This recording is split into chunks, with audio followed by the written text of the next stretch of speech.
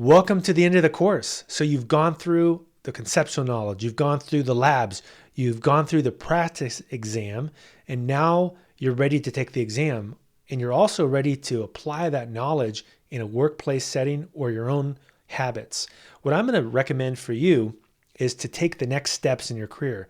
What that means is going to maybe the next certification, building a portfolio around what you can do in AWS, and also building partnerships with other people, whether it's students, coworkers, friends that can help continue to do what you've already learned to do and build on those skills. It's really important to not just stay where you're at, but to constantly set new goals. We talked about that at the beginning, how you can set a learning path for yourself. And what are you going to accomplish this quarter? What are you going to accomplish next quarter? What are you going to accomplish the next year?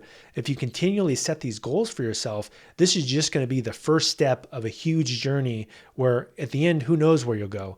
I've had many people that I've taught over the years email me and tell me that they've followed this advice and they've gone through this journey and continue to grow and grow and grow. And it's really, that's one of the most valuable things I can feel like I do with my life is tell people that this is just the first step, and the first step will lead to a second step. The second step will lead to a third step. And if you continually think that way, who knows where you'll get to. So congratulations. I hope to see you again in a new course. And if you'd like to follow up on more readings, there's a book I just wrote called Python for DevOps by O'Reilly.